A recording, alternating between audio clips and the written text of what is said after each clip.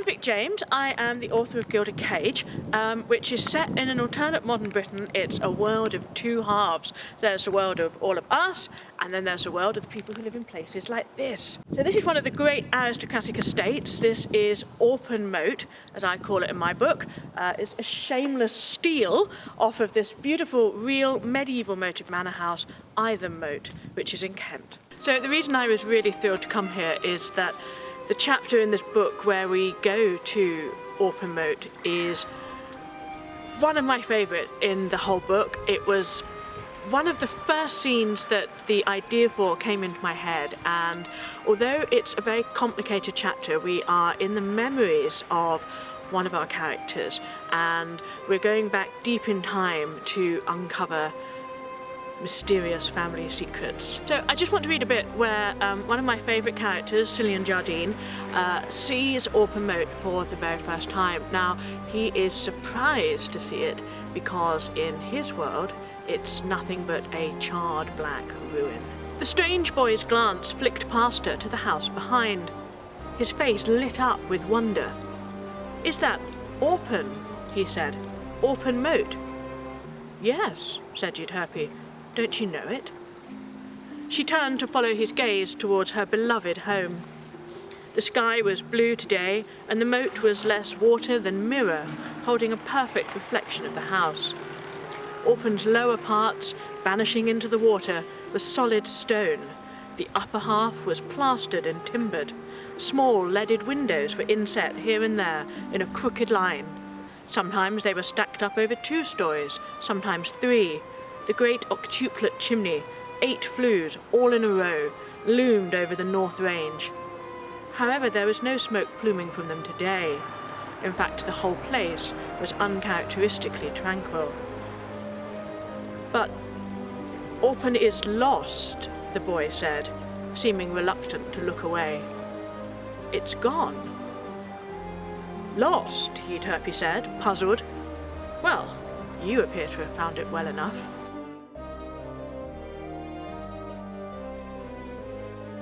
So I'm a TV journalist, and for the last 10 years I've been working in news and current affairs. And it was while I was making a series called The Super Rich and Us a couple of years ago that the idea for Gilded Cage came to me.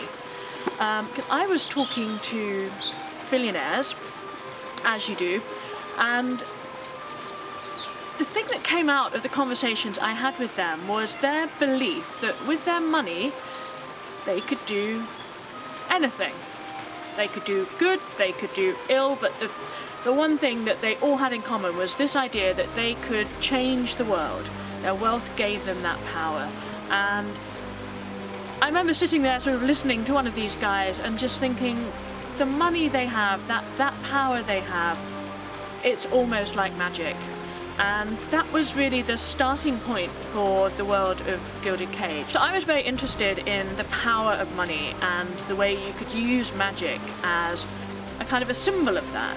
So in the world of Gilded Cage we have the 1%, the aristocrats, who have magical power, and everybody else, the 99% of us, we live life pretty much as we do now. There's internet, it's restricted, you have universities, people drive cars, but we all have to spend 10 years, the slave days, doing a kind of indentured service. And then there's the 1%. And they live in places like this because they are the aristocracy. And when I wanted to write about, you know, an image of an elite, of a powerful group, if you're British, you think instantly of places like this. You think of Downton Abbey type mansions.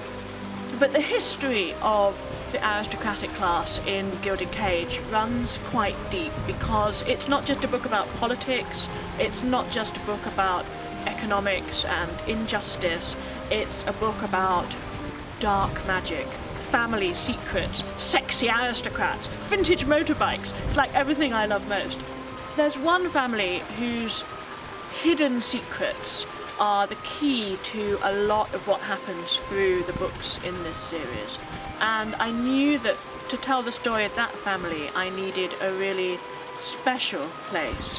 And Ightham Mote, as this is in real life, an open moat as I call it in the book, just seemed to be the perfect setting for that, because you've got a wall, you've got a moat, you've got these sort of locked and barred doors, and the whole house is like a little sort of locked box of secrets. As well as being a book about revolution and political intrigue, Gilded Cage is a book about families and family secrets. And inside the library at Ightham Mote, we get a sense of some of the darkest of those family secrets that have been buried for hundreds of years. "These aren't the only books in here, are they?" he said. "There are others, locked in a box, and you've looked through all of them, haven't you?" I'm talking about the journals of Cadmus Parva Jardine. Despite herself, Euterpe's hand flew to her throat. Her fingers closed around a slender velvet ribbon tied there. At the end of the ribbon, tucked into the front of her dress, hidden from sight, hung a little key. "How do you know that?" she asked. "There are plenty of rumours about this library and what it contains. Commoners seem to think that half the volumes in here are written in the blood of their kind on parchment made from human skin. But no one outside my family, not even members of your family, knows about those notebooks. They're protected by a hereditary quiet. We Parvas can only tell our children, and only the children of the heir can pass the secret on." Cillian looked at her for a long time before responding, as if weighing what to say. When he spoke, his tone was careful, and his head was tipped to one side, observing her. "My mother told me about them." So one of the very first images that came to me for Gilded Cage, and it's still the opening scene in the book, is set at a wall, a great wall, and when I was first thinking about this world of them and us, and a world in which we are taken to serve unwillingly, and I had this image of a girl running away towards a wall behind which she's trapped and she's desperate to escape. And that just gave me so many questions that I needed to answer. Who was she? Why was she running? Who was she running from? And from that, really, a lot of the world of Gilded Cage just formed around that image. I knew we had these great houses, they keep their secrets locked inside, but in this world it's not just their secrets, it's their slaves, and that's us.